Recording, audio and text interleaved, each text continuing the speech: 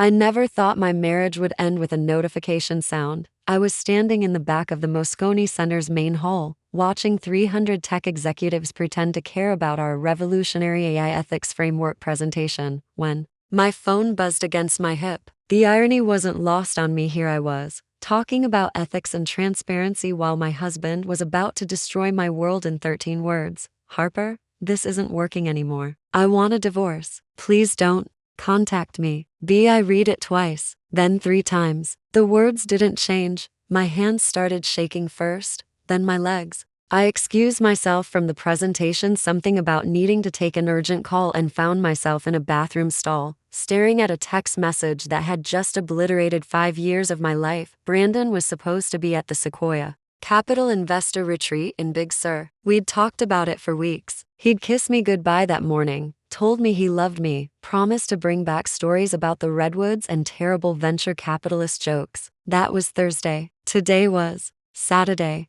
I tried calling him, straight to voicemail. His cheerful message, "Hey, you've reached Brandon Ellis, CEO of Nexus AI. Leave me a message and I'll get back to you faster than our algorithms process data," felt like a slap in the face. Before we jump back in, tell us where you're tuning in from, and if this story touches you, make sure you're subscribed, because tomorrow I've saved something extra special for you. I checked his Instagram. Posted 4 hours ago. A group photo of him and 12 other startup founders toasting with champagne flutes at sunset. He looked radiant, accomplished, free. Had I missed something? Some sign that our marriage was crumbling while I was busy building his empire? Because that's what I'd done, helped him build Nexus AI from a concept sketched on our kitchen table into a company worth $50 million. I'd written every press release, managed every crisis, coached him through every investor pitch. I believed in him when everyone else saw just another Stanford MBA with big dreams and no execution plan. The bathroom door opened, heels clicking against tile. I wiped my eyes and tried to compose myself, but when I looked in the mirror, I saw a woman I barely recognized. My carefully applied makeup was smudged, my usually perfect black hair falling out of its professional bun, my Diane von Furstenberg blazer wrinkled from gripping the sink. I managed to get through the rest of the presentation on autopilot, answering questions about data privacy and algorithmic bias while my personal world imploded. Somehow, I even closed 2 new client contracts. Professional Harper could function while personal Harper was dying inside. The drive back to our condo in Soma felt like a funeral procession. Every street corner held a memory. The coffee shop where Brandon first told me he loved me. The wine bar where we celebrated his first round of funding. The corner where he'd proposed, getting down on one knee in the rain because he was too excited to wait for better weather. Our building's doorman, Carlos, smiled and asked about Brandon. "Working late again?" he said with the knowing grin of someone who'd seen too many tech couples sacrifice everything for the next big breakthrough. Something like that. I managed. The elevator ride to the 14th floor lasted forever. I fumbled with my keys, hands still shaking, and pushed open the door to a space that no longer felt like home. Everything was exactly as I'd left it that morning. Brandon's coffee cup still in the sink, his Stanford sweatshirt draped over the couch, the bottle of wine we'd planned to open when he got back sitting unopened on the counter. But now it all felt foreign, like props in someone else's life. I poured myself a glass of that wine, a 2018 Napa Cabernet we'd been saving for a special occasion. Apparently, the death of a marriage qualified. That's when I called Maya. My little sister picked up on the second ring, probably expecting to hear about my successful presentation or some funny story about venture capitalist egos. Instead, she got barely coherent, sobbing. "Harper? Harper, what's wrong?" "He left me," I choked out. "Brandon, he texted me." "Maya, he texted me." "What do you mean he texted you?" I read her the message, my voice breaking on every word. The silence on the other end of the line stretched so long I thought she'd hung up. "That motherfucker," Maya finally said, her voice low and dangerous. "I'm coming up there." "Maya, you don't have to, I'm already in my car." Maya lived in Los Angeles, 6 hours away. She was a photographer with a gallery opening next week, but she was dropping everything to drive through the night to hold me while I fell apart. That's the thing about little sisters, they see you at your worst and love you anyway. While I waited for her, I wandered through our condo like a ghost. In the bedroom, I found Brandon's passport in his nightstand drawer. He hadn't gone anywhere requiring international travel. In his closet, his favorite suit was missing, the Tom Ford one he wore to important meetings. His lucky cufflinks were gone too. The man who'd promised to love me forever had planned this. While I was building his company's reputation, he was planning his exit strategy. While I was talking to reporters about his vision for ethical AI, he was plotting to discard me like obsolete code. I found myself in his home office, surrounded by the framed photos that documented our relationship. Our first vacation to Tahoe, the day we signed the lease on this place. His college reunion where I'd met his Stanford friends and charmed them with stories about growing up in Oakland. The launch party for Nexus AI, where I stood beside him as he cut the ribbon, both of us grinning like we'd conquered the world. In every photo, I looked happy, supportive, proud. In every photo, I looked like a fool. Maya arrived at a M with Thai takeout, a bottle of tequila, and a fierce expression that reminded me why people used to be afraid of her in high school. She took one look at me, still in my blazer, still clutching that wine glass, and pulled me into a hug that smelled like her jasmine perfume and righteous anger. "Tell me everything," she said. So I did. I told her about the text, about Brandon's lies, about the hollow feeling in my chest that felt like someone had scooped out my heart with a melon baller. I told her about 5 years of building something together, only to discover I'd been building alone. Maya listened without judgment, occasionally refilling my wine or squeezing my hand. When I finished, she was quiet for a long moment. "Harper," she said finally, "you're brilliant. You're the smartest person I know. So answer me this: why would someone who's been planning a divorce for weeks, maybe months, suddenly do it via text, while he's at an investor retreat?" I looked at her through my tears. "What do you mean?" "I mean, what happened this week that was so urgent he couldn't wait to have a conversation? What changed?" I hadn't thought about it that way. In my shock and grief, I'd assumed this was about us, about me not being enough, about our marriage failing slowly and silently. But Maya was right. The timing was strange, cruel, yes, but also rushed. "I don't know," I admitted. Maya leaned forward, her dark eyes intense. "Then maybe it's time to find out." I woke up Sunday morning with a hangover, a stiff neck from sleeping on the couch, and a dangerous clarity that cut through my grief like a blade. Maya was right. Something about this whole situation didn't add up. Brandon Ellis might be a selfish asshole, but he wasn't impulsive. Everything he did was calculated, strategic, designed to maximize his advantage. Even his marriage proposal had been timed to coincide with our 6-month anniversary in a favorable TechCrunch article about Nexus AI. The man who'd spent 3 weeks researching the perfect engagement ring wouldn't end his marriage via text without a compelling reason. So what was the reason? While Maya made coffee and tried to coax me into eating something more substantial than wine and regret, I opened my laptop. Brandon might have discarded me, but he'd made one crucial mistake: he'd never changed our shared passwords. 5 years of building a company together meant I still had access to everything: our joint bank accounts, the Google Drive we'd used for early Nexus AI documents, even his company calendar. The first red flag hit me immediately. 3 weeks ago, Brandon had withdrawn $75,000 from our joint savings account. The memo line simply read "business investment." He'd never mentioned any business investment to me, and as his unofficial PR manager, I knew every deal Nexus AI was considering. I cross-referenced the withdrawal date with his calendar. That same day, he'd blocked out for hours for something called executive budget strategy with no location listed, no attendees, no follow-up meetings. "Maya," I called out, "how well do you know Photoshop?" She peered over my shoulder, coffee mug in hand. "Well enough." "Why?" "I need you to help me organize some documents, and maybe enhance a few screenshots." She raised an eyebrow. "Harper Liu, are you about to do something wildly out of character?" "Probably." Maya grinned. "Good. It's about time." I spent the next 2 hours combing through digital breadcrumbs. Bank statements revealed a pattern of unusual withdrawals, all coded as business expenses but with amounts that didn't match any vendor invoices I could find. Brandon's calendar showed increasingly frequent off-site meetings with no details, highly unusual for someone who typically documented every coffee break. But the strangest discovery was in our shared Dropbox. 6 months ago, Brandon had created A new folder structure, moving all of our personal files into a section labeled Archive Hole. As if he was preparing to separate my documents from his long before he'd said a word about divorce. That's when I decided to call Tessa. Tessa Morales had been my college roommate at UC Berkeley, and she was now a senior technology reporter for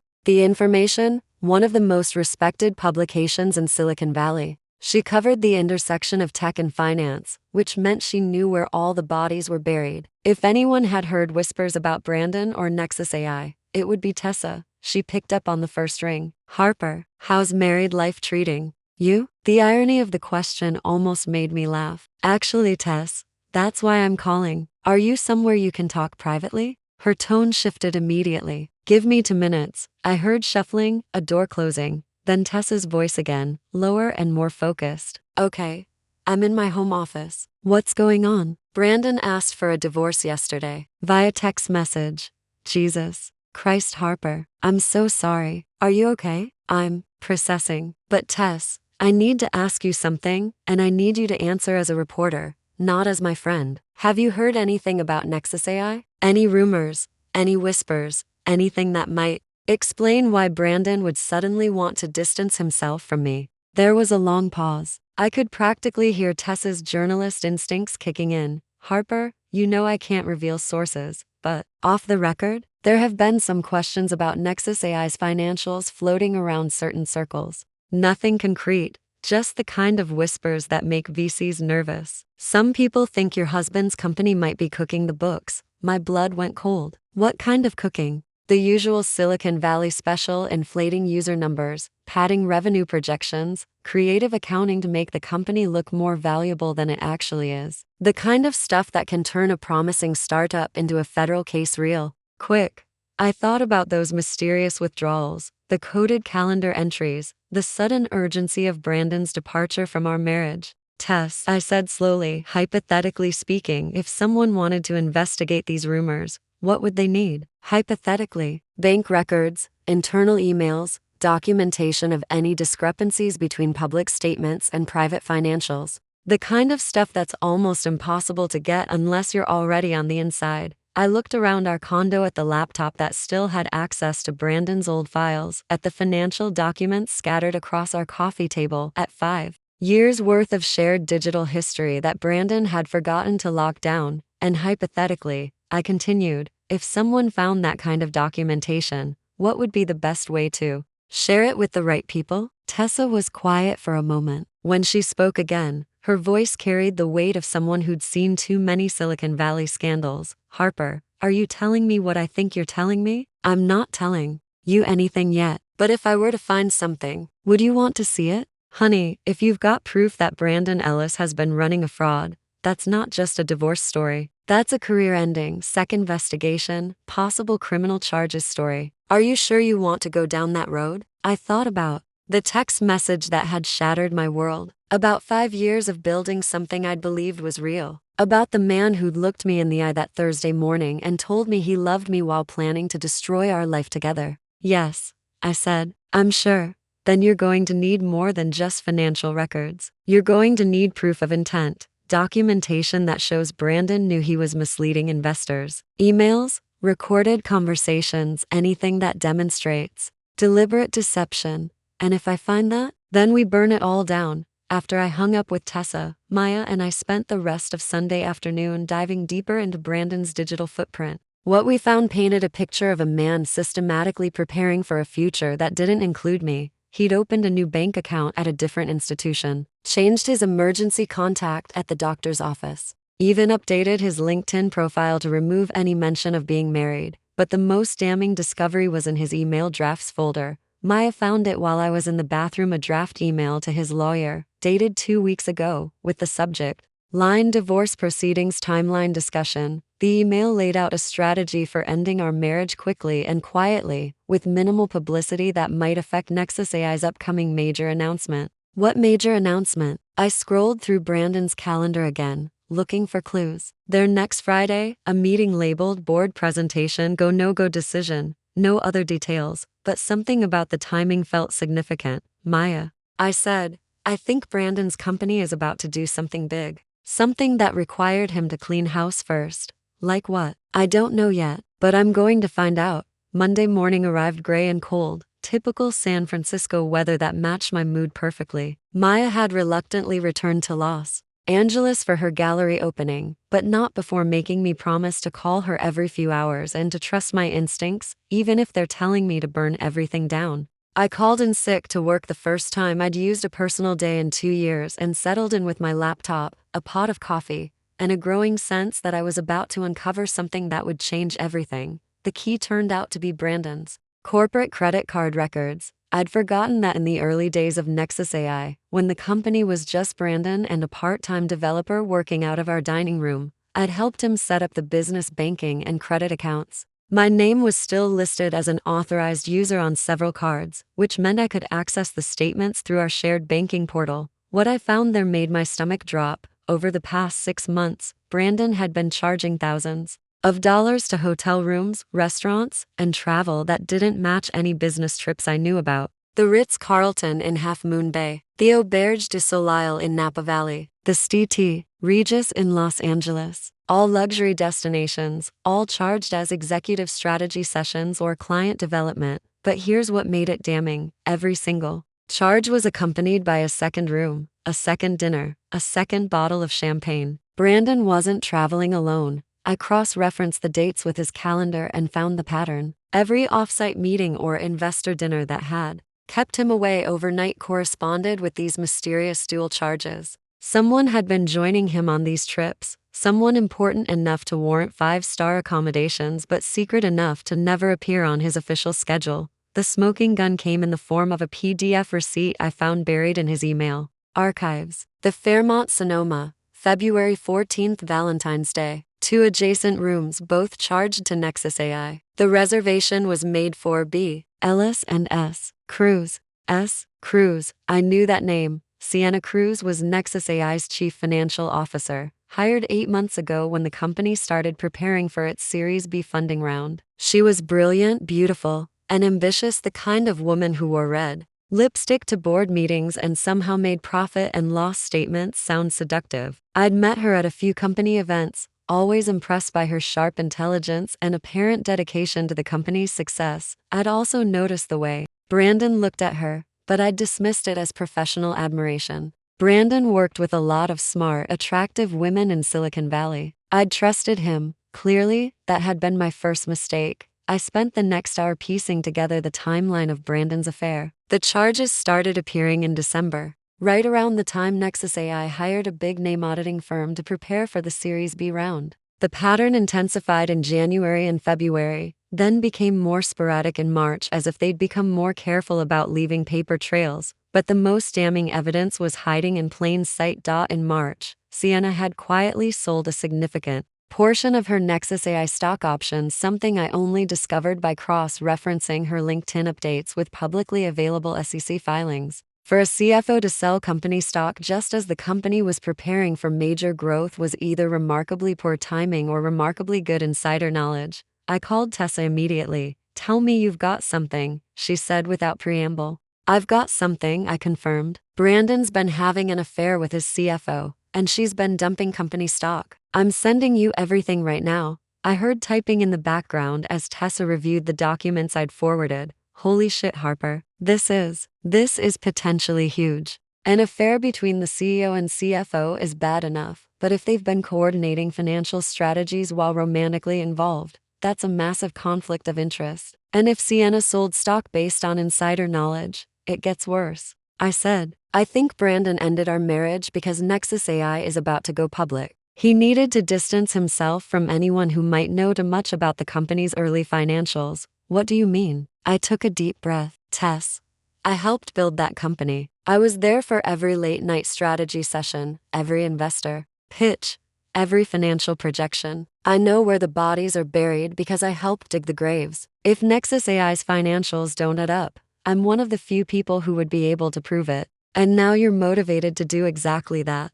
"Now I'm motivated to do exactly that." Tessa was quiet for a moment. "Harper, if you're right about this, we're not just talking about a messy divorce anymore. We're talking about securities fraud. The SEC doesn't fuck around with that stuff. Good, I said, surprising myself with the venom in my voice. Because I'm tired of fucking around too. What do you need from me? Access to your contacts at the financial publications. And maybe some guidance on how to make sure this story gets told the right way. Consider it done. But Harper, are you sure you want to do this? Once we start down this path, there's no going back. Brandon's not just going to lose his marriage. He's going to lose everything. I thought about the text message that had ended my world. About 5 years of supporting a man who'd been planning to discard me like outdated software. About Sienna Cruz, who'd been fucking my husband while helping him cook the books of the company I'd helped build. Good, I said again, because that's exactly what he deserves. After I hung up with Tessa, I poured myself a glass of wine. It was barely noon,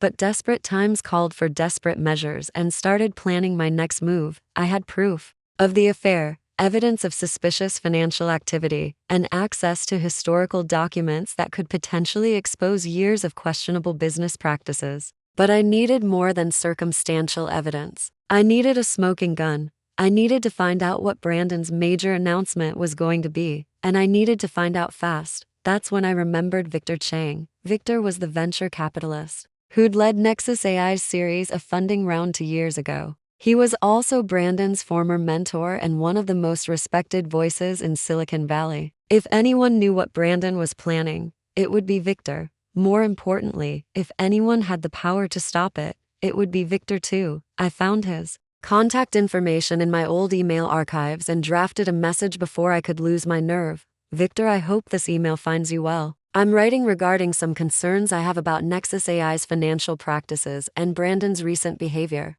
I believe there may be irregularities in the company's reporting that could affect investors and stakeholders. Would you be available for a brief conversation this week? I have documentation that I think you should see. Best regards, Harper Louie. Hesitated for a moment before hitting send. Once I sent this email, there would be no pretending this was just about my marriage. This would be about justice, accountability, and making sure that Brandon Ellis couldn't hurt anyone else the way he'd hurt me. My finger hovered over the trackpad. Then I thought about that 13-word text message, and I clicked send. The response came back within an hour. Harper, I'm very interested in what you have to say. Can you meet me tomorrow evening at p.m.? I'll send you the address. This conversation stays between us for now. Victoria stared at the screen, my heart pounding. Tomorrow evening, I would sit across from one of the most powerful men in Silicon Valley and potentially destroy my husband's career. The old Harper might have hesitated.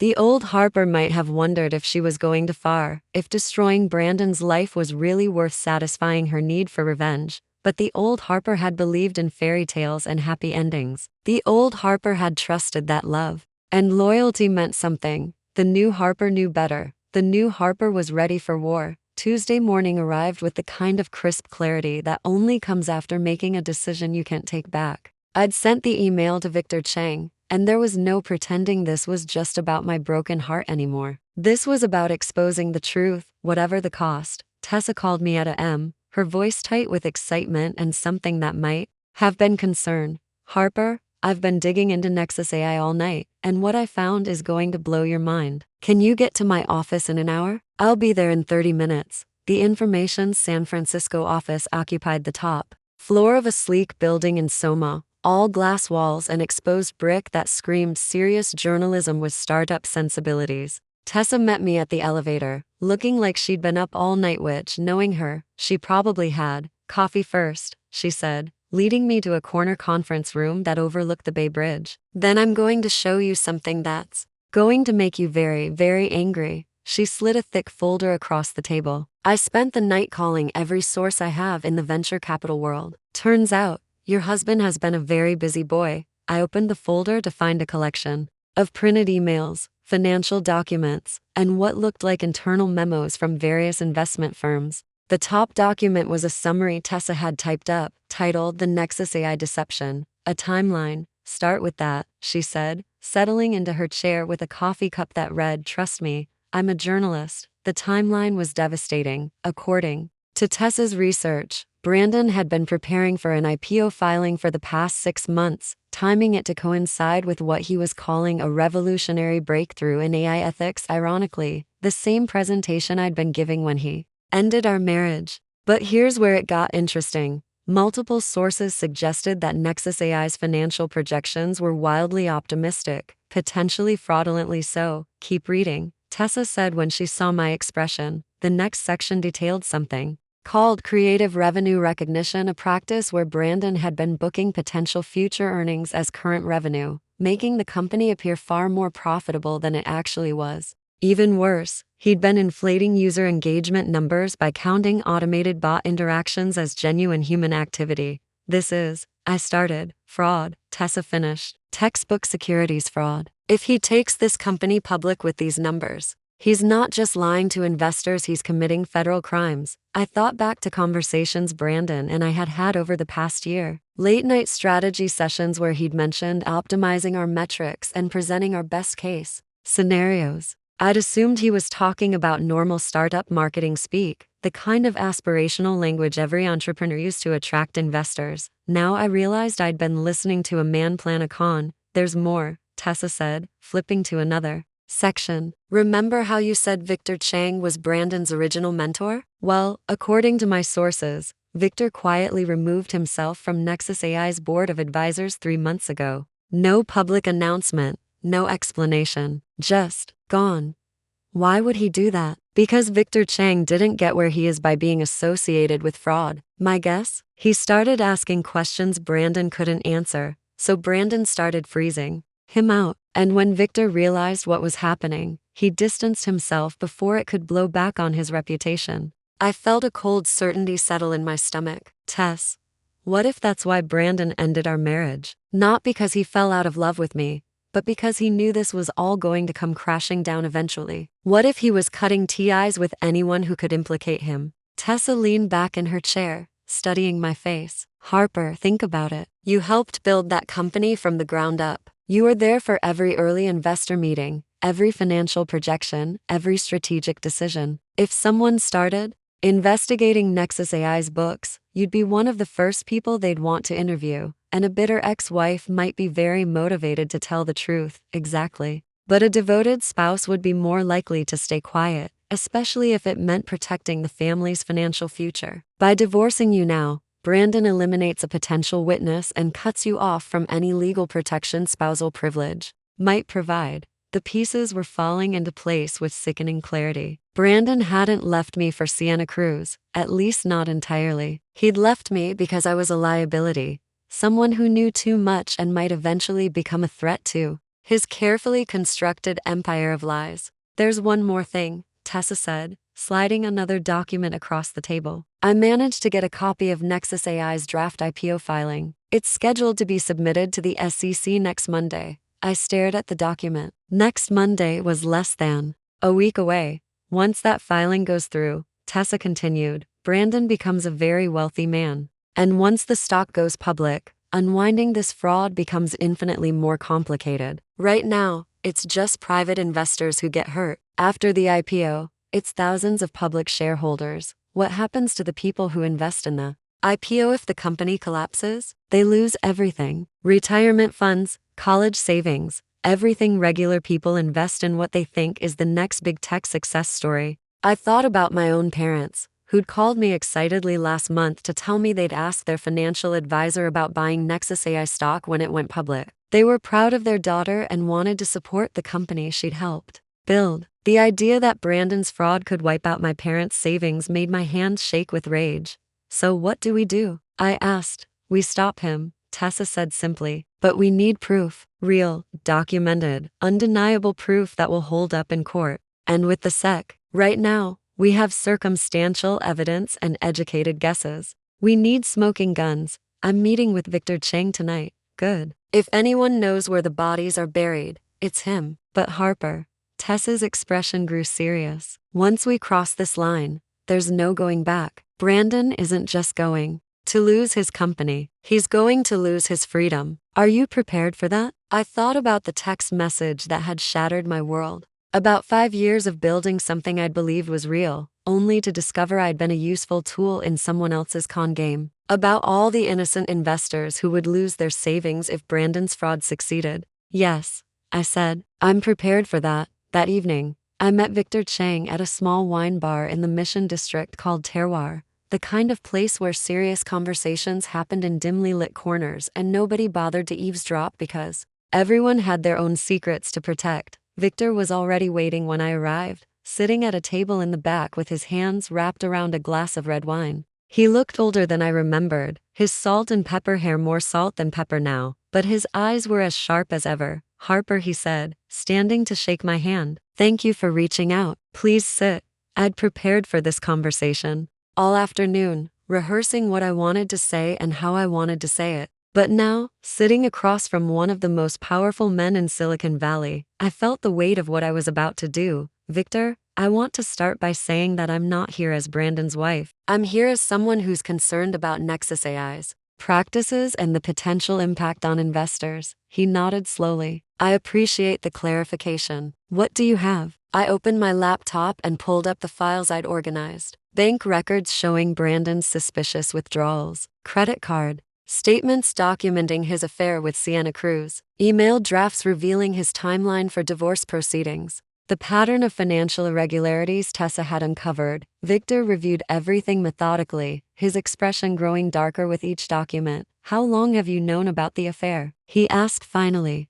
"I discovered it yesterday." "But, Victor, the affair isn't the real story here. It's what Brandon and Sienna have been doing with the company's finances." "Show me." I pulled up the documents Tessa had found, the evidence of inflated revenue projections and manipulated user engagement numbers. Victor's jaw tightened as he read. "Harper, this is worse than I suspected." "You suspected?" Victor leaned back in his chair, suddenly looking every one of his 62 years. "I've been in this business for 30 years. I've seen every kind of fraud, every type of deception. 3 months ago, I started asking Brandon questions about some discrepancies I'd noticed in Nexus AI's reporting. Simple questions that should have had simple answers. What kind of discrepancies? Revenue numbers that didn't match up across different investor presentations, user engagement metrics that seemed too good to be true, cost projections that assumed unrealistic efficiency gains. Nothing that couldn't be explained by typical startup optimism. But the explanations didn't make sense, exactly. And when I pressed for more detailed documentation, Brandon became evasive. He started excluding me from board meetings, claiming they were operational sessions that didn't require my input. Then he stopped returning my calls altogether. "So you removed yourself from the advisory board?" "I had to. I couldn't be associated with a company I couldn't trust, and I couldn't prove anything concrete." "But Harper, what you've shown me tonight, this isn't just startup optimism. This is systematic fraud." Victor closed my laptop and looked at me directly. "What do you want from me?" "I want you to help me stop the IPO. That's a big ask. If I'm wrong, if these documents don't tell the whole story, I could destroy an innocent company and ruin a lot of people's careers. And if you're right, and you do nothing, Brandon's fraud could destroy thousands of investors' life savings." Victor was quiet for a long moment, swirling the wine in his glass. "Harper, you understand that if we do this, if we expose Brandon's fraud, it won't just affect him. Sienna Cruz will likely face charges too. The entire Nexus AI team could lose their jobs. This isn't just about your marriage anymore." "I know," I said. "But those people deserve to know the truth about the company they're working for, and the public deserves to be protected from this fraud." "What do you need from me?" "Access, credibility, the kind of influence that can stop an IPO filing and trigger an SEC investigation." Victor nodded slowly. "If you can get me documentary proof, not just circumstantial evidence, but actual internal communications showing intent to defraud, I can make some calls. I know people at the SEC, contacts at major investment firms. I can ensure this gets the attention it deserves." "What kind of documentary proof?" "Emails between Brandon and Sienna discussing the falsified numbers, internal memos acknowledging the inflation of metrics, anything that shows they knew they were lying to investors." I thought about the shared Google Drive, the archived documents from Nexus AI's early days. If that proof existed, it would be there. "How long do I have?" "The IPO filing is scheduled for Monday. If we're going to stop this, we need to act by Friday. That gives you 3 days. I stood up and shook Victor's hand. "I'll get you the proof, Harper," he said as I turned to leave. "Are you sure you want to do this? Once we start this process, there's no stopping it. Brandon's life as he knows it will be over." I thought about my parents' excitement about investing in Nexus AI, about all the other innocent people who would trust Brandon's lies, about the 13-word text message that had ended my marriage. His life as he knows it ended the moment he sent me that text, I said. I'm just making sure the rest of the world knows it too. Telling and preparing this story took us a lot of time, so if you are enjoying it, subscribe to our channel. It means a lot to us. Now back to the story. Wednesday night found me back at my laptop, but this time I wasn't alone. Maya had driven up from Los Angeles again, canceling meetings and rearranging her entire week to help me with what she called the most justified revenge plot in the history of Silicon Valley. Okay, she said, settling onto the couch beside me with a cup of tea and a determined expression. Walk me through this Google Drive situation again. Brandon and I set up a shared drive when we first started working on Nexus AI, I explained, pulling up the login screen. It has everything: early business plans, financial projections, investor communications, even personal documents from when we were mixing business and personal life, and he never changed the passwords. Brandon's always been terrible with password management. He uses the same 3 passwords for everything, and I know all of them. Maya raised an eyebrow. That seems like a significant oversight for someone running a tech company. Brandon's always been better at vision than execution. That's what he had me for. The irony wasn't lost on me. Brandon had kept me around to handle the details he couldn't be bothered with, never imagining those same organizational skills would eventually be used to destroy him. I logged into the shared drive and immediately noticed something that made my heart race. The folder structure had been completely reorganized since I'd last accessed it. Instead of the chronological organization we'd used for years, everything was now sorted into new categories: public documents, internal operations, executive level, and archive. He's been cleaning house, I said. What do you mean? Look at the timestamps. He's been moving files around for weeks, probably trying to hide anything that could be incriminating. But here's the thing about Brandon: he never actually deletes anything. He just moves it somewhere he thinks people won't look. I clicked on the archive folder and found exactly what I'd hoped for: hundreds of documents dating back to Nexus AI's founding, including early financial projections that painted a very different picture from the company's current public statements. Maya, look at this. I pulled up 2 documents side by side. This is a revenue projection Brandon sent to Series A investors 18 months ago, and this is the same time period in the current IPO filing. Maya squinted at the numbers. I'm not great with financial stuff, but those numbers look really different. They're not just different, they're impossible. According to the IPO filing, Nexus AI's revenue grew 400% in the 4th quarter of last year. But according to these archived documents, the company was actually losing money that quarter. I kept digging, finding document after document that contradicted the official story. Internal emails where Brandon discussed creative approaches to metrics reporting, spreadsheets labeled public version and internal version with wildly different numbers, even a PowerPoint presentation titled, "Optimizing Our Story for Maximum Investor Appeal." But the smoking gun was buried in a subfolder labeled Executive Strategy Sessions, a series of email threads between Brandon and Sienna that laid out their entire fraud in black and white. The first email was dated 6 months ago, from brandon.ellis@nexusai.com to sienna.cruz@nexusai.com. Subject: Q3 reporting strategy and a need to discuss how we're presenting the user engagement numbers for the Series B deck. The actual monthly active users are tracking below projections, but we can probably include bot interactions and demo sessions to boost the numbers. Thoughts? Basina's response was equally damning. Brandon, I can massage the numbers to show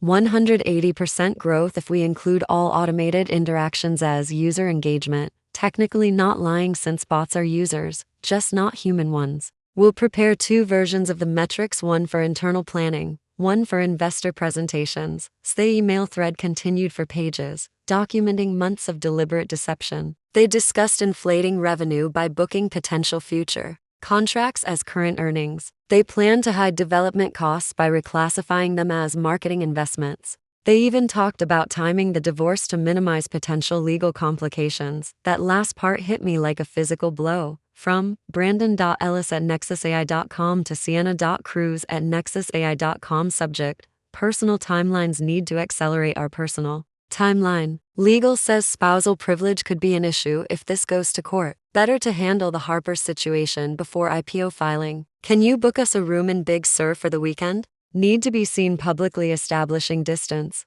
Brom. Sienna.cruz@nexusai.com to Brandon.ellis@nexusai.com. Subject: Ray. Personal timeline understood. Booked retreat center. Suggest quick, clean break via text to establish timeline. No face-to-face that could be emotional or recorded. As I stared at the screen, my hands shaking. They hadn't just planned the fraud, they'd planned my heartbreak. The text message that had destroyed my world had been a calculated strategy to protect their criminal enterprise. Harper? Maya's voice seemed to come from very far away. You've gone completely white. I showed her the emails. She read them in silence, her expression growing darker with each line. Those motherfuckers, she said finally. They didn't just betray you, they used you. They planned your pain like it was just another business strategy. I felt something inside me break, but it wasn't my heart this time. It was the last vestige of guilt I'd been carrying about destroying Brandon's life. He'd destroyed mine first, and he'd done it as coldly as filing a tax return. Maya, I said, my voice steadier. Then I felt, I need you to help me download all of this. All of it. Every email, every document, every piece of evidence that shows what they've been doing. And then I need you to help me organize it into a package that will make sense to federal investigators. Maya cracked her knuckles. Now you're talking. My language. We spent the next 4 hours systematically documenting Brandon's fraud. Maya, with her photographer's eye for detail and storytelling, helped me organize the evidence into a clear, chronological narrative that would be impossible to dismiss or explain away. Bym, we had compiled over 200 pages of documentation, including email threads between Brandon and Sienna discussing falsified metric spreadsheets showing the difference between internal and public financial reporting, bank records documenting suspicious transfers and expenses, audio files from board meetings where Brandon misrepresented company performance, text messages between Brandon and Sienna coordinating their affair and cover-up strategies. But the crown jewel was a voice memo I found in Brandon's archived files, a recording he'd apparently made for his own reference during a strategy session with Sienna. In the recording, Brandon's voice was clear and unmistakable. Look, we all know the real numbers don't support a $50 million valuation. But if we can get through the IPO, if we can raise enough capital, we can probably grow into the projections within 2 years. It's not fraud if we eventually make the numbers work. Sienna's response was equally damning. And if we don't make the numbers work? Then we'll be very wealthy people with legal problems. But I'd rather be rich and dealing with lawyers than poor and honest. I sat back in my chair, emotionally exhausted but grimly satisfied. This wasn't just evidence of fraud, it was evidence of premeditated, calculated fraud with full knowledge of the potential consequences. Maya, I said, I think we just found enough evidence to put my ex-husband in federal prison. Good, she replied fiercely, because after what he did to you, that's exactly where he belongs. I packaged everything into an encrypted file and sent it to Victor Chang with a simple message. This is what you asked for. Let me know when you want to make the call. His response came back within an hour, despite the late time. Holy shit. Harper, this is beyond what I hoped for. I'm calling an emergency board meeting for Friday afternoon. Can you be available to present this evidence? I typed back, I'll be there. Then I closed my laptop, poured myself a glass of wine, and tried to prepare myself for what was about to happen. In less than 48 hours, I would sit in a conference room with some of the most powerful people in Silicon Valley and systematically destroy the man I'd once loved. The old Harper might have felt guilty about that. The new Harper couldn't wait. Thursday passed in a blur of preparation and nervous energy. Victor had arranged for the emergency board meeting to take place Friday at p.m. at his firm's offices in Menlo Park. The attendees would include representatives from all of Nexus AI's major investors, plus several members of the company's board of directors, including, unknowingly, Brandon himself. It's going to be an ambush, Victor had explained during our phone call that morning. I'm telling Brandon that we're meeting to discuss accelerating the IPO timeline. He'll come in thinking he's about to get good news. Won't he be suspicious about me being there? You won't be there initially. I want to present the evidence first, let it sink in, and then bring you in to answer questions. By the time Brandon realizes what's happening, it'll be too late for him to do damage control. Maya had insisted on staying through Friday to provide moral support, which meant I had someone to pace around the apartment with while I rehearsed what I was going to say and tried not to lose my nerve. "You know what the worst part is?" I said, looking out at the San Francisco skyline from my living room window. "Part of me still loves him. Not the man who sent me that text, not the man who planned this fraud, but the man I thought he was." Maya joined me at the window. "Harper, that man never existed. The Brandon you fell in love with was a performance. Everything he showed you was calculated to get what he needed from you. I know that intellectually, but emotionally, you're grieving. You're grieving the loss of a relationship, the loss of trust, the loss of the future you thought you were building. That's normal, but don't let that grief stop you from doing what's right." Friday morning arrived gray and drizzly, typical San Francisco weather that matched my mood. I dressed carefully, a charcoal gray suit that projected authority without being aggressive, minimal jewelry, hair pulled back in a professional bun. I wanted to look like someone who should be taken seriously, not like a scorned wife seeking revenge. 8 p.m.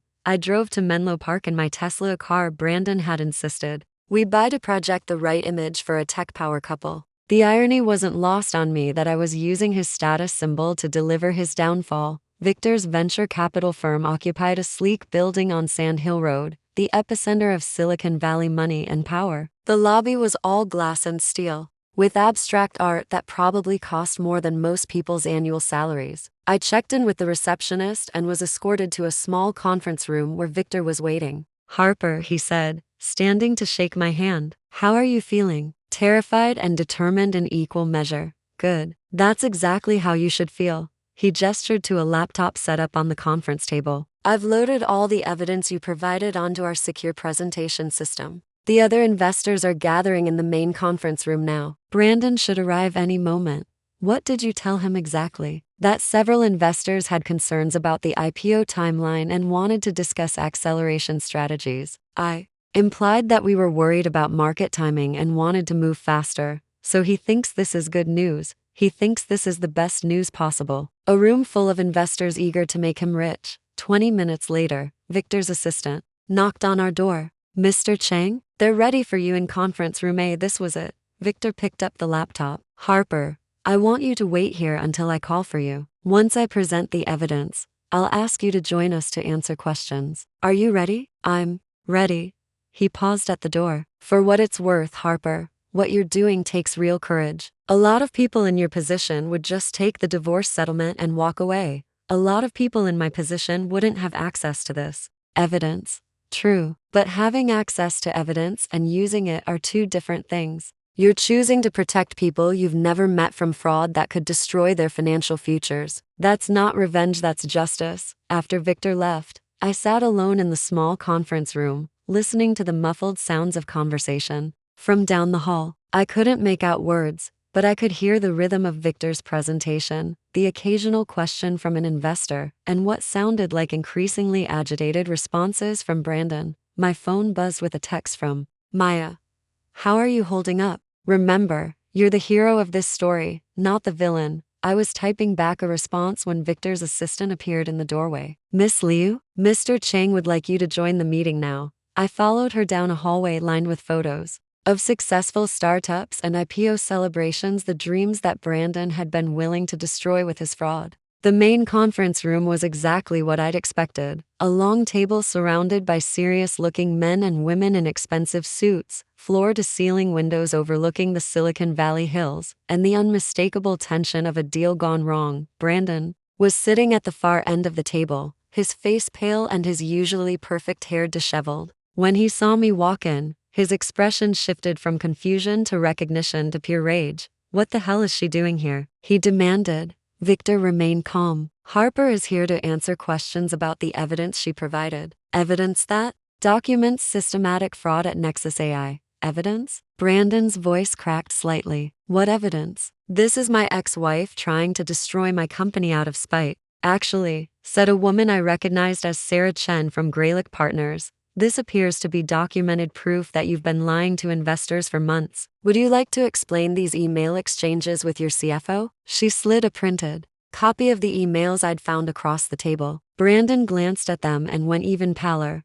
"Those are taken out of context," he said weakly. "What context?" asked another investor. Makes technically not lying since bots are users an acceptable approach to metrics reporting. I took my seat at the table, my heart pounding but my voice steady. Brandon, the context is that you and Sienna have been systematically falsifying Nexus AI's financial performance to inflate the company's valuation for the IPO. We have emails, spreadsheets, audio recordings, and bank records that document the entire fraud. Harper, you don't understand what I understand perfectly, I interrupted. I understand that you inflated revenue by 300% by booking contracts that didn't exist. I understand that you counted bot interactions as human users to boost engagement metrics. I understand that you hid development costs by reclassifying them as marketing expenses. And I understand that you plan to divorce me specifically to eliminate a potential witness to your crimes. The room was dead silent. Several investors were staring at Brandon with expressions of disgust and disbelief. Victor leaned forward.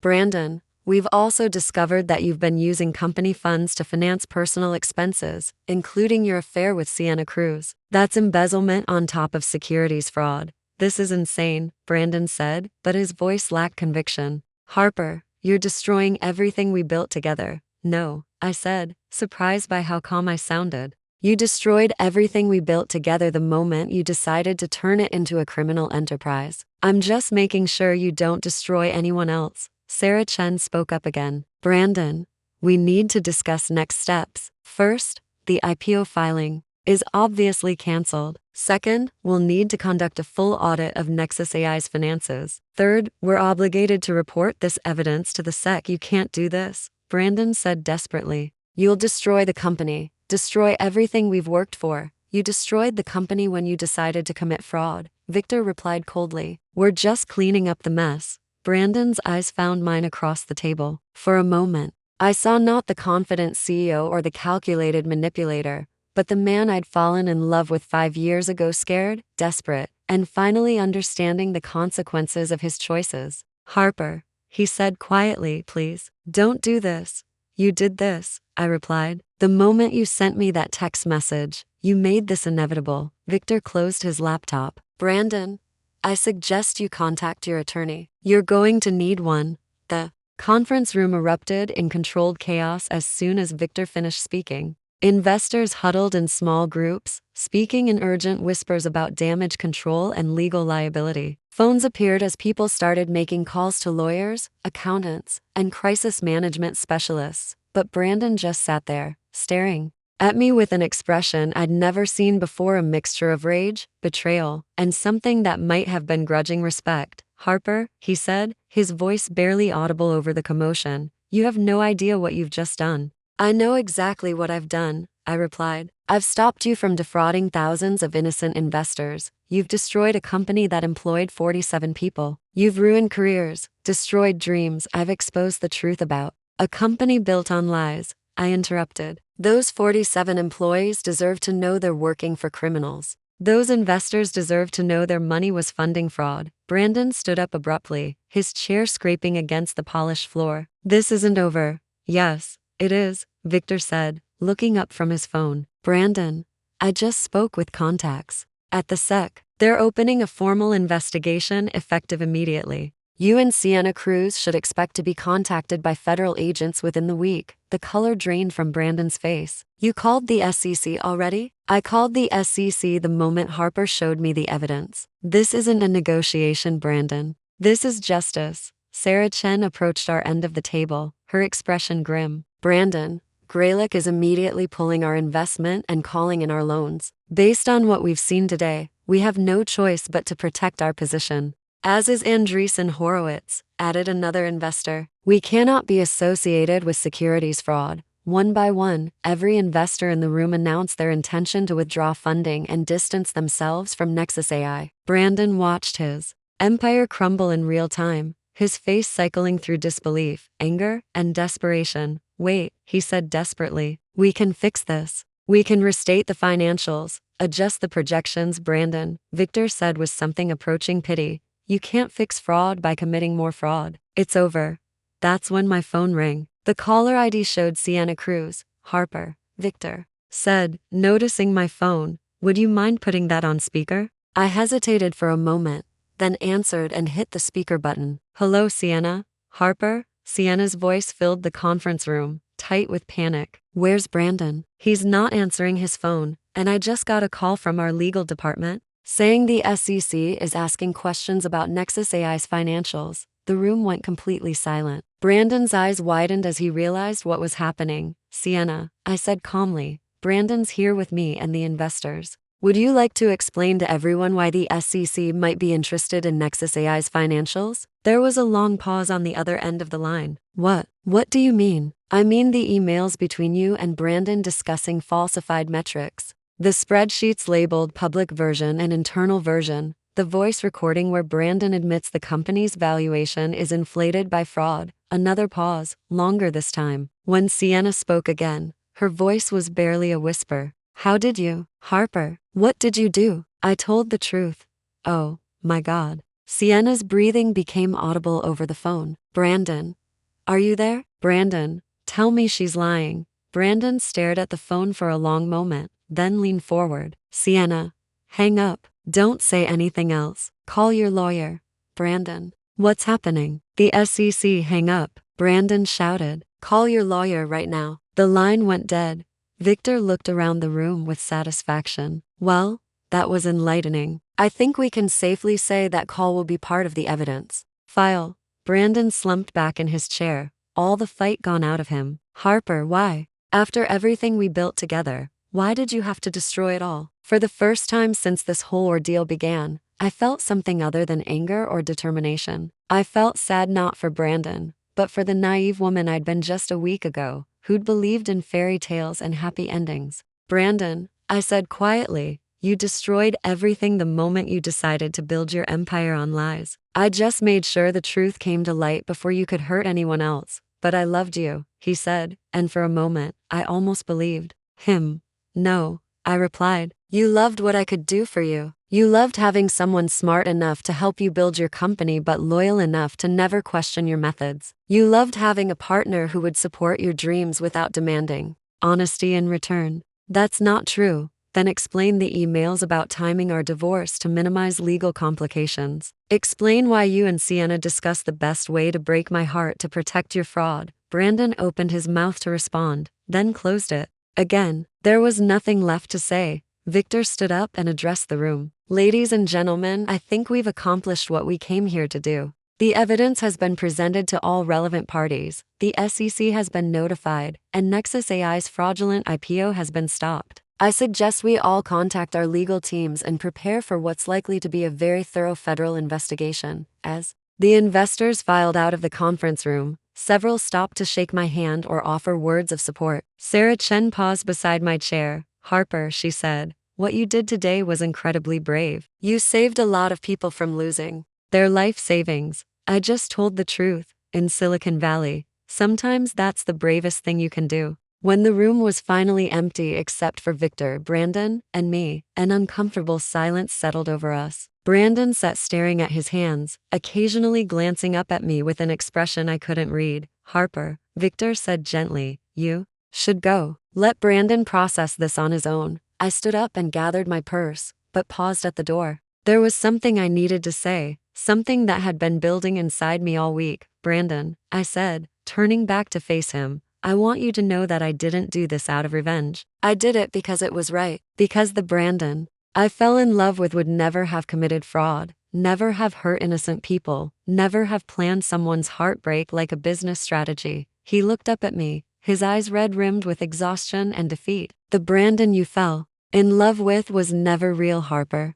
He was just another performance, another con. I know that now. But maybe, in federal prison, you'll have time to figure out who you really are underneath all the lies." I walked to the door, then stopped one more time. "Oh, and Brandon, that 13-word text message you sent me, it didn't just end our marriage, it ended your freedom too. I hope it was worth it." I left him sitting there in the ruins of his empire, and I didn't look back. As I drove back to San Francisco, my phone rang constantly. Reporters who'd already gotten wind of the story, friends who'd heard rumors, Maya calling to check on me. I ignored them all. There would be time for interviews and explanations later. Right now, I just wanted to go home, pour myself a glass of wine, and try to process what I'd just done. I'd walked into that conference room as Brandon Ellis's scorned ex-wife. I was walking out as the woman who'd brought down one of Silicon Valley's biggest frauds. The old Harper might have wondered if she'd gone too far. The new Harper knew she'd done exactly what needed to be done, and for the first time in a week.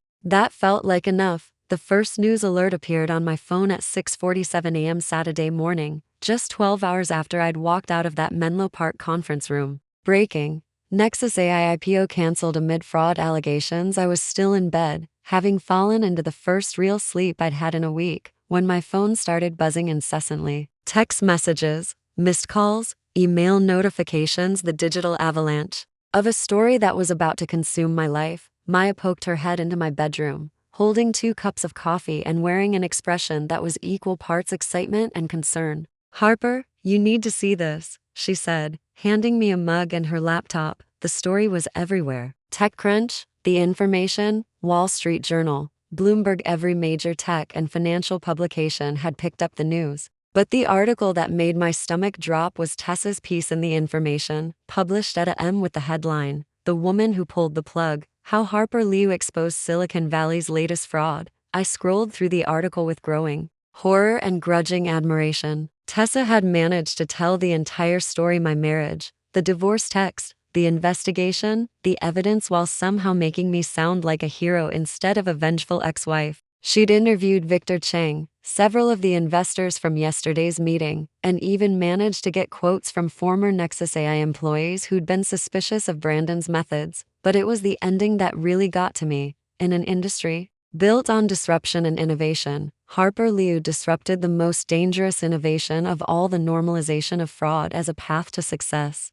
By choosing truth over loyalty, justice over personal comfort, she may have saved thousands of investors from financial ruin. In Silicon Valley, where "fake it till you make it" has become an unofficial motto, Liu proved that sometimes the most radical thing you can do is simply refuse to fake it. "Tess made you sound like a superhero," Maya said, reading over my shoulder. "Tess made me sound like someone I'm not sure I actually am," I replied. But I had to admit the article was powerful. More importantly, it was fair to me, to the investors, even to Brandon in its way. My phone rang. The caller ID showed my mother's number. "Hi, Mom," I answered, bracing myself for a conversation I'd been dreading. "Harper." My mother's voice carried that particular tone of controlled worry that Chinese mothers have perfected over centuries. "I just read the news about your husband. Are you safe?" "I'm safe, Mom. And he's my ex-husband now." "Good. I never liked him anyway." This surprised me. My mother had always been polite to Brandon, even welcoming. "You never said anything.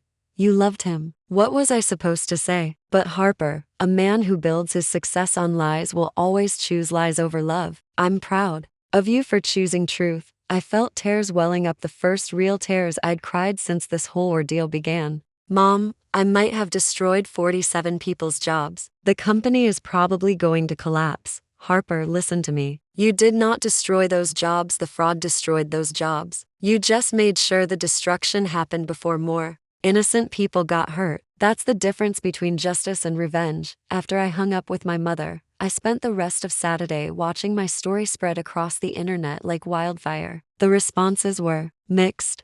LinkedIn was flooded with posts about corporate ethics and the courage to speak truth to power. Twitter was less generous, with plenty of people calling me everything from a hero to a bitter ex-wife seeking revenge. The comments sections of news articles were a battlefield between those who praised my actions and those who accused me of destroying an innovative company out of spite. But the message that stuck with me came from someone I'd never met: a woman named Patricia Rodriguez who'd left a comment on Tessa's article. "My retirement fund was planning to invest heavily in Nexus AI when it went public. As a teacher, that money represents 30 years of careful saving and my entire financial future. Harper Liu didn't just expose fraud, she saved my retirement. Thank you for choosing courage over comfort." That comment, more than any praise or criticism, reminded me why I'd done this. It wasn't about Brandon or our marriage or even justice in the abstract. It was about Patricia Rodriguez and thousands of people like her who trusted the system to protect them from exactly the kind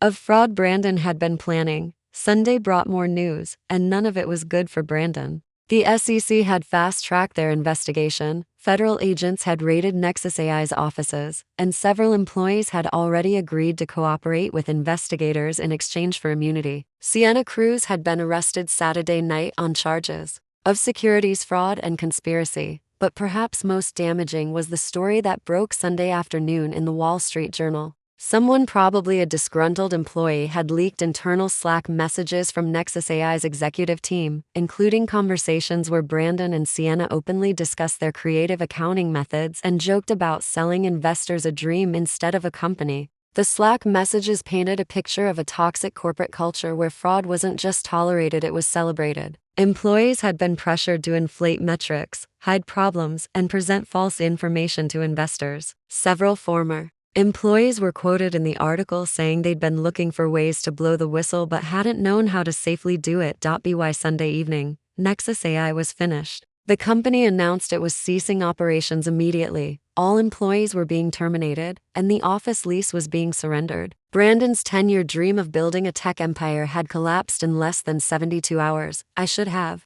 felt triumphant. Instead, I felt exhausted and strangely empty. Monday morning, I called my boss at the PR firm where I worked and took a leave of absence. I told him I needed time to deal with personal matters and the media attention surrounding the Nexus AI case. He was understanding, probably because having an employee who'd exposed major corporate fraud was good for the firm's reputation, and told me to take all the time I needed. That afternoon, I drove to Alcatraz Island, not to visit the prison, but to sit in the ferry and look back at the San Francisco skyline while I tried to figure out what to do with the rest of my life. I'd spent 5 years building someone else's dream, only to discover it was built on lies. I'd spent the last week tearing down that dream and exposing those lies. But now that the dust was settling, I realized I had no idea what I wanted to build for myself. My phone had been ringing constantly with interview requests, job offers, and what my publicist friends would call opportunities. Several venture capital firms wanted to hire me as a consultant on ethics and fraud detection. 2 universities had reached out about speaking engagements. Netflix had even called about optioning my story for a limited series, but the call that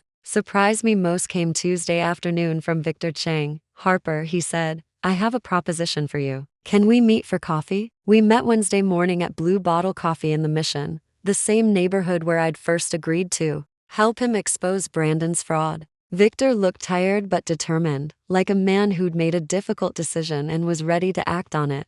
"How are you holding up?" he asked, settling into the chair across from me. "I'm processing. It's strange, you know. A week ago I was married to a successful CEO. Now I'm the woman who brought down one of Silicon Valley's biggest frauds. I'm not sure who I'm supposed to be anymore." "That's actually what I wanted to talk to you about." Victor leaned forward, his expression serious. "Harper, what you did last week was extraordinary. Not just the investigation or the evidence gathering, but the moral courage to put justice ahead of personal comfort. That's exactly the kind of thinking we need more of in this industry." "What do you mean?" "I mean, I want to offer you a job. I'm starting a new fund, an impact investment fund focused on ethical technology companies. Companies that build sustainable businesses without fraud, without exploitation, without the toxic culture that's become too common in Silicon Valley." I stared at him. "You want me to work in venture capital?" "I want you to help me change venture capital. You've proven you can spot fraud, analyze business models, and make tough ethical decisions under pressure. Those are exactly the skills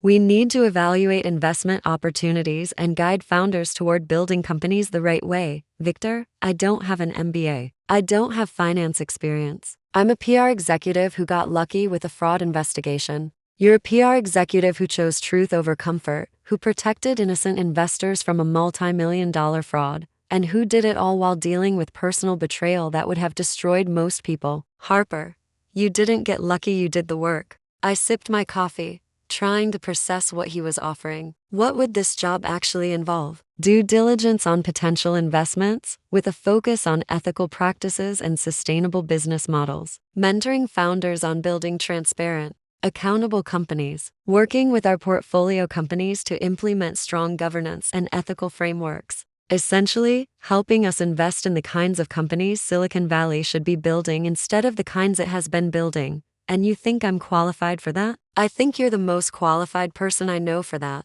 Harper, most VCs talk about ethics and integrity, But when it comes down to choosing between profits and principles, they choose profits. You've proven you'll choose principles even when it costs you everything. I thought about it for a moment. A week ago, I'd been supporting someone else's dream of changing the world through technology. Now Victor was offering me a chance to actually do that, to be part of building an industry that prioritized ethics alongside innovation. Can I think about it? Of course, but Harper, don't think too long. The industry needs people like you, and it needs them now. That evening, I called my mother. Mom, I said, I need advice. Tell me. I explained Victor's offer, the opportunity to work in venture capital, the chance to help build ethical technology companies. I told her about my doubts, my fears that I wasn't qualified, my uncertainty about what I really wanted to do with my life. My mother listened in silence until I finished. Harper, she said finally, do you remember when you were 7 years old and you wanted to learn piano?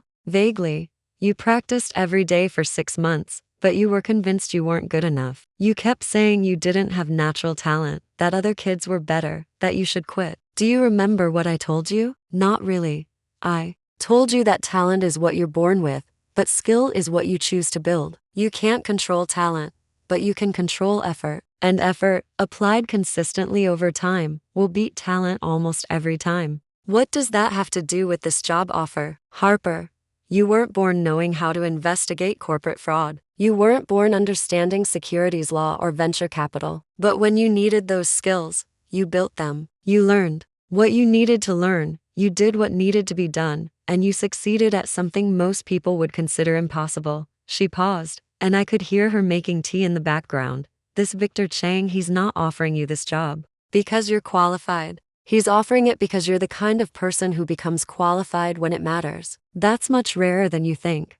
But what if I fail? Then you'll fail while trying to build something worthwhile instead of failing while hiding from opportunity. Harper, you spent 5 years building someone else's dream. Isn't it time to build your own? Thursday morning, I called Victor back. I'll take the job, I said, but I have conditions. Name them. First, I want equity in the fund, not just a salary. If I'm going to help build this, I want to own part of what we create. Done. Second, I want the authority to walk away from any investment if I have ethical concerns, regardless of potential profits. Done. Third, I want to publicly announce this position with a clear statement about why I'm taking it and what we're trying to achieve. I want entrepreneurs and investors to understand that this fund represents a different way of doing business. Harper, that's not a condition, that's exactly what I was hoping you'd want to do. Good. Then we have a deal. 6 weeks later, I found myself sitting in my childhood bedroom in Oakland, staring at a red envelope my mother had placed on my desk that morning. What's this? I'd asked when she handed it to me. Something I saved for when you needed it, she'd replied cryptically. I was spending the weekend at my parents' house, partly to escape the media attention that was still following me in San Francisco, and partly because I needed to think. Tomorrow, Victor and I were supposed to announce the launch of Ethica Ventures, our new impact investment fund, at a press conference that would inevitably bring comparisons to my role in exposing Brandon's fraud.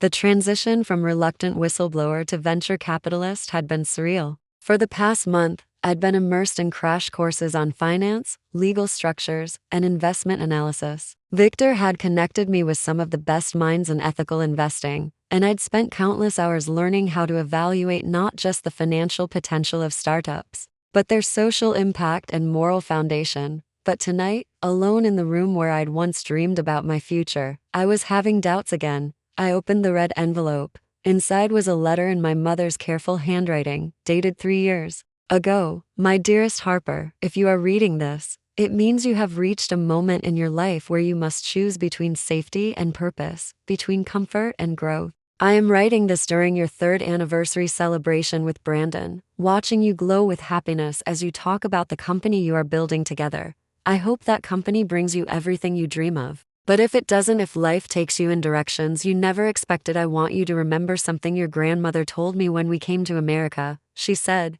in the old country, we planted rice because our families had always planted rice. But in the new country, we could plant anything we wanted. The soil was the same, the sun was the same, but suddenly we could choose what to grow.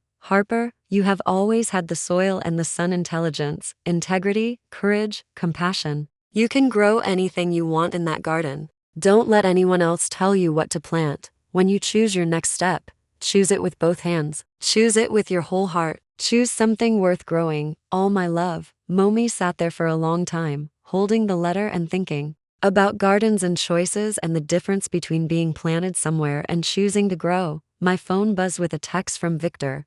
Ready for tomorrow? The world is about to meet the new Harper Liu. I looked around my childhood bedroom at the academic awards on the walls, the photos of high school friends, the Cornell diploma I'd worked so hard to earn. This room represented the old Harper Liu, the one who'd followed all the rules and trusted all the right people and believed that working hard and being loyal would be enough. That Harper was gone. I typed back to Victor, I'm ready. Let's go change the world. The press conference was held at the Four Seasons in downtown San Francisco, in a ballroom that could hold 200 people. It was packed. Technology reporters, financial journalists, venture capitalists, entrepreneurs. And what seemed like half of Silicon Valley's chattering class had shown up to see what Harper Liu, the woman who'd brought down Nexus AI, was going to do next. I'd chosen my outfit carefully, a navy blue blazer that projected authority, but with a silk scarf and bright red that added warmth and personality. I wanted to look professional but not corporate, serious but not intimidating. Most importantly, I wanted to look like someone who belonged at the front of the room, making announcements that mattered. Victor introduced me with a speech about the need for ethical leadership in technology investing, the importance of sustainable business practices, and the opportunity to build a new kind of venture capital firm. When he called my name, the applause was warm and sustained, not just polite professional clapping, but genuine enthusiasm from an audience that seemed genuinely curious about what I had to say. I stepped up to the microphone and looked out at the crowd. 6 weeks ago, I'd been a PR executive whose biggest decision was which client presentation to prioritize. Now I was about to announce the launch of a $50 million investment fund. Thank you all for being here, I began. 6 weeks ago, many of you knew me as the woman who exposed fraud at Nexus AI. Today, I want you to know me as someone who's committed to making sure that kind of fraud becomes impossible in the companies we choose to fund. I outlined our investment philosophy, rigorous due diligence that included ethical audits, board seats contingent on transparency and accountability, and a commitment to sustainable business practices over quick growth at any cost. We're not anti-growth, I explained. We're pro-sustainable growth. We're not anti-profit, we're pro-honest profit. We believe you can build valuable companies without compromising your integrity, and we're willing to put our money where our mouth is. Then I did something Victor and I had debated extensively. I talked about Brandon. Some of you have asked whether this fund is my response to what happened with Nexus AI. The answer is yes, but not in the way you might think. Exposing Brandon Ellis's fraud wasn't about revenge, it was about preventing harm to innocent people. Starting Ethica Ventures isn't about punishing bad actors, it's about rewarding good ones. I paused and looked directly into the camera that was live streaming the event. To the entrepreneurs in our audience, we want to invest in you, but only if you're building something real. To the investors, we want to work with you, but only if you're willing to prioritize long-term value over short-term profits. And to anyone who thinks Silicon Valley has lost its moral compass, we're here to prove you wrong. The questions from the audience were sharp and challenging. Someone asked whether I was qualified to evaluate technical startups. Another wanted to know if my standards were so high that we'd never find companies worth funding. A third questioner, clearly a skeptic, suggested that ethical investing was just good marketing for what would ultimately be the same profit-driven decisions as any other fund. I answered each question directly and honestly. Yes, I was still learning the technical aspects of venture capital, but I was working with experts and I brought something most VCs didn't have: recent, real-world experience exposing corporate fraud. Yes, our standards were high, but we believed there were plenty of ethical companies worth funding if you knew how to find them. And no, this wasn't just marketing. We were legally structuring the fund to prioritize impact alongside returns, which meant we couldn't compromise our principles even if we wanted to. But the question that mattered most came from a young woman in the back of the room, who identified herself as a startup founder. Miss Liu, she said, I'm building a company that's designed to solve real problems for real people, but I've been told by other investors that my revenue projections are too conservative, that I need to promise bigger, faster growth to get funding.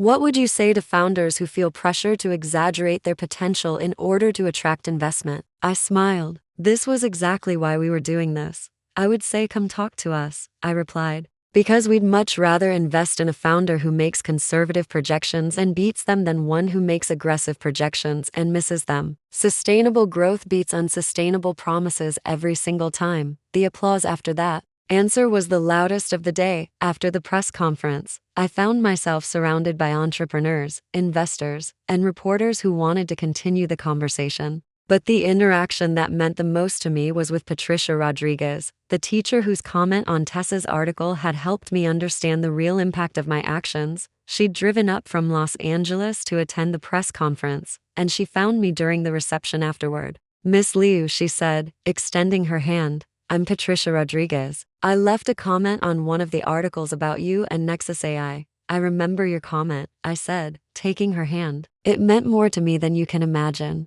I wanted to thank you in person, not just for saving my retirement fund, but for showing people like me that someone in Silicon Valley actually cares about protecting regular investors. Patricia, can I ask you a question? If you were going to invest in technology companies, what would you want to know about them before you put your money at risk? She thought for a moment. I'd want to know that they were solving real problems, not just trying to get rich quick. I'd want to know that they were honest about their challenges, not just promising impossible results. And I'd want to know that they treated their employees and customers with respect, not just as resources to be exploited. Those are exactly the criteria we're going to use to evaluate our investments. Patricia smiled. Then I think you're going to do just fine in this business. That evening, Victor and I celebrated at a small restaurant in Chinatown, just the two of us, and a bottle of champagne that cost more than I used to spend on groceries in a month. So he said, raising his glass, how does it feel to be a venture capitalist? I considered the question. It feels like I'm finally building something I can be proud of. Any regrets about leaving the PR world? None. Although I have to admit, I'm nervous about actually making investment decisions. What if I'm wrong? What if I miss the next big opportunity because I'm too focused on ethics? Victor smiled. Harper, in the 6 weeks since we announced this fund, we've received over 400 inquiries from entrepreneurs who specifically want to work with investors who prioritize ethics. The market for what we're offering is bigger than either of us imagined. Really? It turns out, a lot of entrepreneurs have been waiting for investors who care about more than just growth at any cost. You didn't just expose one fraud, you gave voice to everyone who's been frustrated with the fake it till you make it culture. I thought about that as we walked back to our cars. Maybe the real impact of exposing Brandon's fraud wasn't just preventing one IPO scam. Maybe it was proving that there was an alternative to the toxic culture that had made that fraud possible in the first place. My phone buzzed with a text from Maya. Saw the press conference online. You looked like you belonged up there. Proud of you, sis. I typed back, thanks. I think I'm finally starting to figure out who I want to be when I grow up. You already know who you are. You're the woman who chose truth over comfort, justice over revenge, and purpose over safety. Everything else is just details. I looked up at the San Francisco skyline, at the city that had been home to my marriage, my heartbreak, my investigation, and now my new beginning. In the distance, I could see the lights of Silicon Valley, the place where I'd spent 5 years building someone else's dream and where I was now ready to build my own. The old Harper Liu had trusted other people to define her worth, her role, her future. The new Harper Liu was ready to define those things for herself. 8 months later, I was sitting in a television studio in downtown San Francisco, looking across a coffee table at Diana Chen, the host of Tech Leaders, the most watched technology interview program on the West Coast. The studio was smaller than I'd expected, just 2 chairs, some carefully arranged plants, and enough lighting equipment to power a small city. But I'd learned that intimate settings often produce the most revealing conversations, and Diana had a reputation for getting her guests to say things they'd never intended to share publicly. I'd agreed to do the interview for 2 reasons. First, Ethica Ventures was officially launching our second fund, and we wanted to talk about the impact we'd achieved with our first $50 million in investments. Second, it was almost exactly 1 year since Brandon had sent me the text message that ended our marriage and started this entire journey. It felt like the right time to tell the complete story, on my own terms. Are you nervous? Diana asked during the final minutes before we went live. Surprisingly, no, I replied. A year ago, I would have been terrified to do something like this. But I've learned that the truth doesn't require performance, it just requires honesty. Diana smiled. That's a very wise perspective. Ready? The cameras rolled, and Diana launched into her introduction with the practiced ease of someone who'd been doing this for decades. I'm Diana Chen, and this is Tech Leaders.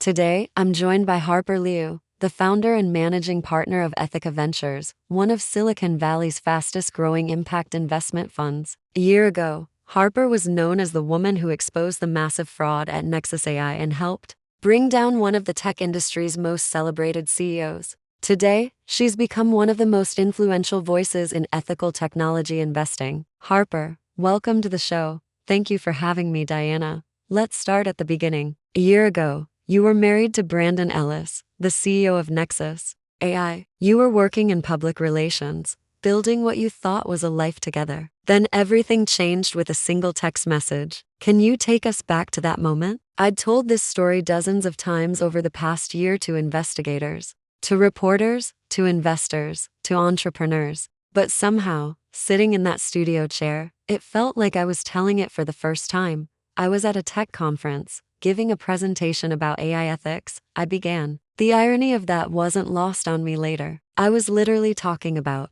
the importance of transparency and accountability in technology when my phone buzzed with a 13-word message that ended my marriage. What did that message say? Harper, this isn't working anymore. I want a divorce. Please don't contact me. 13 words. No explanation, no conversation, no warning. Just the end.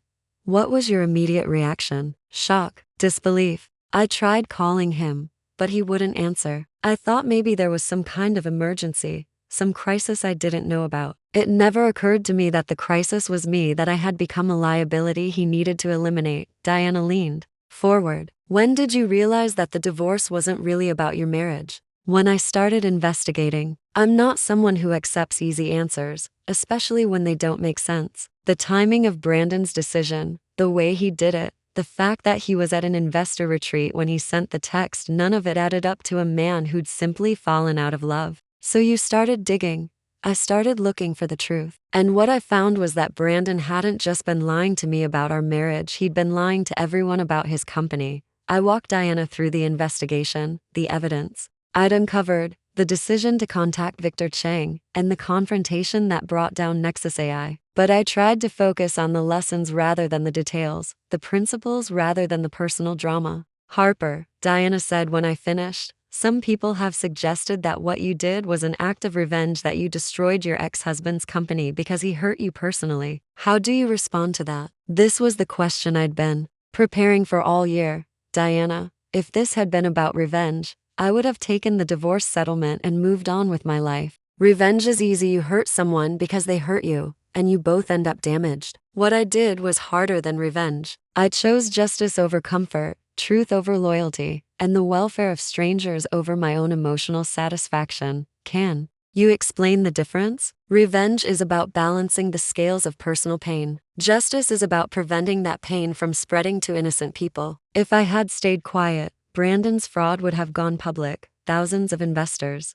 would have lost their life savings, and I would have been complicit in that harm. I couldn't live with that. Diana nodded. Let's talk about what you've built since then. Ethica Ventures has invested in 12 companies in your first year, with a focus on what you call sustainable innovation. What does that mean? This was the part of the conversation I was most excited about. It means we invest in companies that create real value for real people, not just hype for investors, I explained. We look for founders who are solving genuine problems with honest solutions, who treat their employees and customers with respect, and who build their businesses on sustainable practices rather than unsustainable promises. Can you give us some examples? Absolutely. We invested in a company called Clear Water Technologies that's developing affordable water purification systems for rural communities. Another portfolio company, HealthBridge, is using AI to help community health centers provide better care with limited resources. We funded a startup called EduPath that's making high-quality coding education accessible to underserved communities. These don't sound like typical Silicon Valley investments. That's the point. Silicon Valley has become obsessed with unicorns companies, that grow fast and sell for billions, regardless of whether they actually improve people's lives. We're more interested in companies that create sustainable value over time. Diana smiled. Your critics say that approach will never generate the returns that investors expect from venture capital. Our critics are wrong, I replied confidently. In our first year, our portfolio companies have generated an average return of 340%, compared to 180% for traditional VC funds. It turns out that companies built on honest foundations tend to be more stable and more profitable over time than companies built on hype. Why do you think that is? Because trust is a competitive advantage. When customers, employees, and partners trust your company, they stick with you through difficult times. When they don't trust you,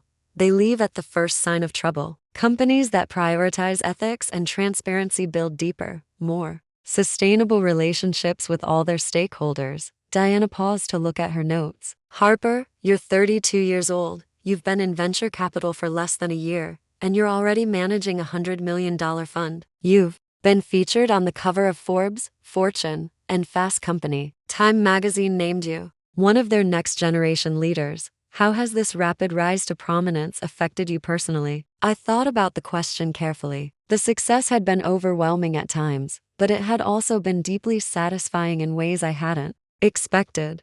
It's been surreal, I admitted. A year ago, I was supporting someone else's vision, helping build someone else's dream. Now I'm in a position to shape the future of an entire industry. But I try to remember that this platform comes with responsibility. Every investment we make, every company we support, every public statement I give, it all has the potential to influence how business gets done in Silicon Valley. Do you feel pressure to be perfect, to never make a mistake? Constantly. But I've learned that the goal isn't perfection, it's integrity. Perfection means never failing, never learning, never growing. Integrity means being honest about your mistakes, learning from them, and doing better next time. Speaking of mistakes, have you made any in your new role? I laughed. Plenty. We passed on investing in a company that turned out to be incredibly successful because I was too focused on finding problems rather than recognizing potential. We invested in another company that seemed ethically sound but turned out to have management issues we should have caught in due diligence. How did you handle those mistakes? We learned from them. When we missed the good investment, we refined our evaluation process to better balance skepticism with optimism. When we backed the company with management problems, we worked with the founders to address the issues and brought in coaching and support. Both experiences made us better investors. Diana shifted in her chair, preparing for what I sensed would be a more personal line of questioning. Harper, let's talk about your personal life. A year ago, you were married and building what you thought was a partnership with Brandon Ellis. Today, you're single and building a company with Victor Chang. Have you given up on the idea of personal relationships in favor of professional success? The question caught me off guard, but I realized I'd been expecting it. Not at all, I said. But I've learned to be more careful about who I trust and why. My relationship with Brandon taught me that I had been defining myself through someone else's success, supporting someone else's dreams at the expense of my own. Now I'm focused on building something I can be proud of independently. Are you open to love again? I'm open to partnership, real partnership, where both people support each other's growth rather than one person sacrificing for the other's advancement. I'm open to love that's based on honesty and mutual respect rather than convenience and complementary skills. Have you heard from Brandon since the fraud trial? This was the question I'd been dreading, but I'd known it was coming. No, and I don't expect to. Brandon was sentenced to 8 years in federal prison for securities fraud and conspiracy. Sienna Cruz received 6 years. They're both serving their sentences, and I hope they're using that time to reflect on the choices that led them there. Do you ever feel guilt about the role you played in their downfall? I considered the question seriously. It was something I'd grappled with in therapy, in long conversations with friends and family, in quiet moments when I wondered if I could have handled things differently. I feel sadness, I said finally. Sadness that Brandon chose fraud over honesty, that he chose to hurt innocent people rather than build something legitimate. I feel sadness that our marriage was built on deception, that I spent 5 years supporting something that was ultimately harmful. But guilt? No, I did the right thing, and I would do it again. Diana looked at her watch. We're almost out of time, but I want to ask you one more question. If you could go back to that moment a year ago, when you received that text message, ending your marriage, what would you tell your past self? I smiled, thinking about the woman I'd been a year ago, devastated, confused, unsure of her own worth or capabilities. I would tell her that the text message wasn't an ending, it was a beginning. I would tell her that the man who could discard her so casually was never worthy of her loyalty, and that losing him was actually the first step toward finding herself. And I would tell her to trust her instincts, because they were about to lead her to something better than anything she'd ever imagined. Any final thoughts for our viewers? Just this: your life can change completely in a single moment, but that change doesn't have to destroy you. It can transform you, if you're willing to choose growth over comfort, truth over convenience, and purpose over safety. A year ago, I thought my life was over. Today, I know it was just beginning. The cameras stopped rolling, and Diana reached across to shake my hand. That was a powerful interview, Harper. Thank you for your honesty. Thank you for asking the right questions. As I left the studio, I checked my phone and found a text from Maya.